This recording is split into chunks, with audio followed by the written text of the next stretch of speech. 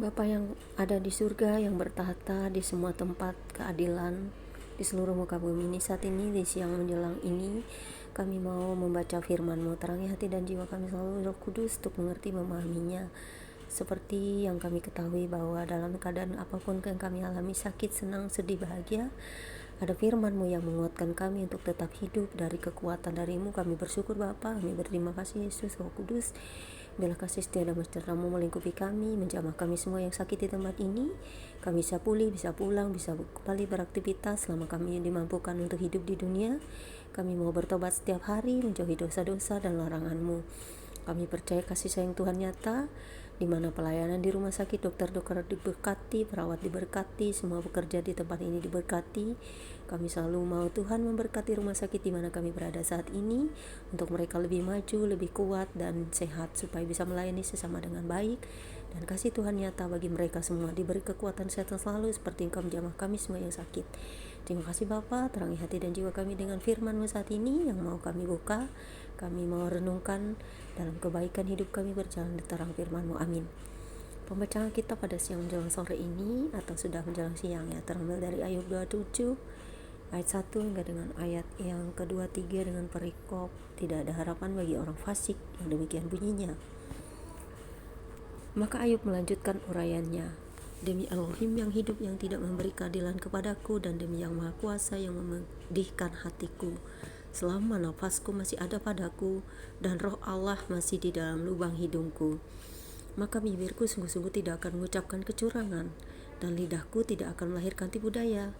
Aku sama sekali tidak membenarkan kamu, sampai binasa aku tetap mempertahankan bahwa aku tidak bersalah. Kebenaranku kupegang teguh dan tidak kulepaskan. Hatiku tidak mencela sehari pun daripada umurku. Biarlah musuhku mengalami seperti orang fasik, dan orang yang melawan aku seperti orang yang curang. Karena apakah harapan orang durhaka? Kalau Allah menghabisinya, kalau ia menuntut nyawanya, apakah Allah akan mendengar teriaknya jika kesesakan menimpa dia? Dapatkah ia bersenang-senang karena yang maha kuasa dan berseru kepada Allah setiap waktu? Aku akan mengajari kamu tentang tangan Allah, dan apa yang dimaksudkan oleh yang maha kuasa tidak akan kusembunyikan. Sesungguhnya kamu sekalian telah melihatnya sendiri, mengapa kamu berpikir yang tidak-tidak? Inilah bagian orang fasik yang ditentukan Allah, dan milik usaha orang-orang lalim yang mereka terima dari yang maha kuasa. Kalau anak-anaknya bertambah banyak, mereka menjadi makanan pedang, dan anak cucunya tidak mendapat cukup makan. Siapa yang luput daripadanya akan turun ke kubur karena wabah, dengan tidak ditangisi oleh janda mereka. Jikalau ia menimbun uang seperti debu banyaknya, dan menumpuk pakaian seperti tanah liat, sekalipun ia yang menumpuknya, namun orang benar yang akan memakainya, dan orang yang tidak bersalah yang akan membagi-bagi uang itu.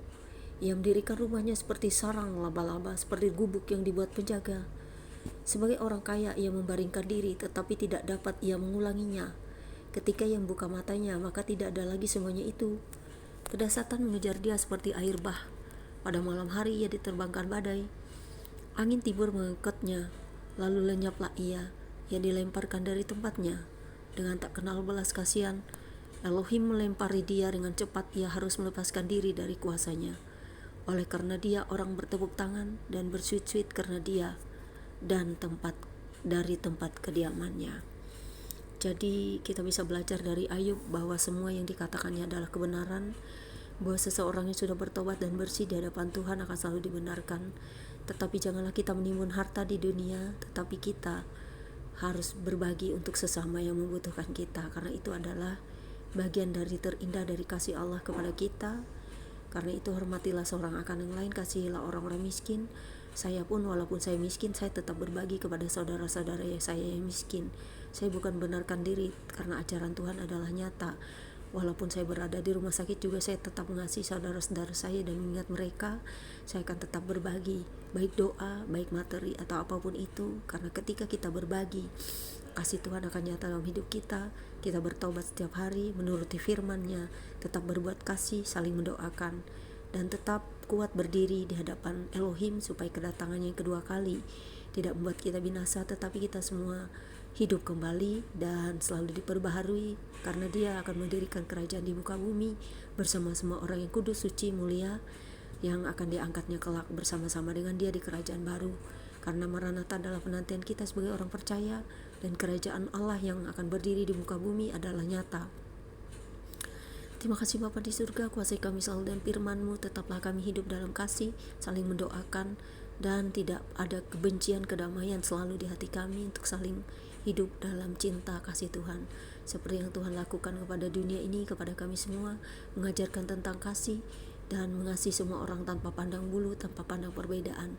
Karena kasih terhadap sesama manusia sangat berharga ketika manusia saling peduli, mengasihi, mendoakan, dan menolong yang lemah, yang sakit.